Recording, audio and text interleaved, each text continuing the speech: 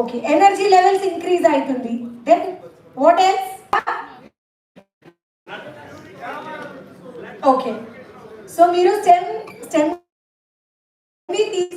తీసుకోండి ఒక 3 days లా. What is the difference? So ఇప్పుడు రీజన్ స్టెమ్ లా 2 మెయిన్ మెటాబోలైట్స్ ఏం చేస్తుంది? ఆ స్విస్ యాపిల్ మంచిది, ఎస్ ఆర్ నో? సో దానికి స్విస్ యాపిల్ స్టెమ్ సెల్స్ ఏం చేస్తుంది?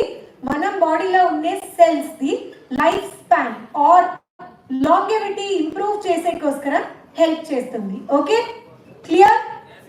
సో ఆ Swiss apple cells stem cells జొత్లా we have solar vitis which is a rare grape stem cell. Okay, so ఈ గ్రేప్ స్టెమ్ సెల్ లా ఒక unique ingredient or ఒక unique active ఉంది, tannins అని చెప్తాము. ఓకే, సో మీ అందరికీ యాంటీ ఆక్సిడెంట్స్ తెలుసా? సో యాంటీ ఆక్సిడెంట్స్ ఏం చేస్తుంది? ఎస్ అంటే నాకు ఆన్సర్ కావాలా? If you don't know you say no. Antioxidants ఏం చేస్తుంది? One of you.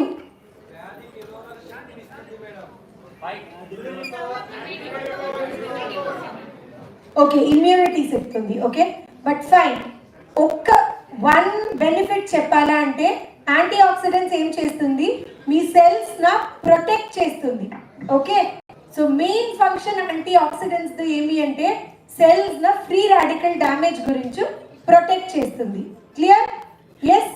సో ఇప్పుడు మనం గ్రేప్ స్టెమ్ సెల్స్ లా ఒక యాంటీ ఆక్సిడెంట్ ఉంది, టానిన్స్ అని. సో ఈ టానిన్స్ ఏం చేస్తుంది?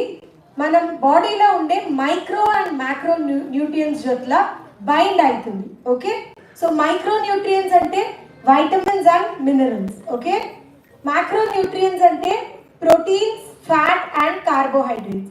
సో ఈ టానిన్స్ ఏం చేస్తుంది? మనం బాడీలో ఉండే మైక్రో మ్యాక్రో న్యూట్రియన్స్ జొత్లా బైండ్ చేసి ఆ మైక్రో అండ్ మ్యాక్రో న్యూట్రియన్స్ నా డీకంపోజ్ అయ్యేకే it does not allow. Okay, so అప్పుడు ఏమవుతుంది? మనం బాడీలో న్యూట్రియన్స్ సఫిషియెంట్గా అవుతుంది. సో అది డీకంపోజ్ అయ్యేలేదు అంటే మనం బాడీలోనే ఉంటుంది. ఓకే, సో ఇప్పుడు మనం బాడీలో ఎక్కువ న్యూట్రియన్స్ ఉంటే అది మంచిదా లేదా? మంచిది, correct. So what happens is మనం బాడీ ఈజ్ ఆల్వేస్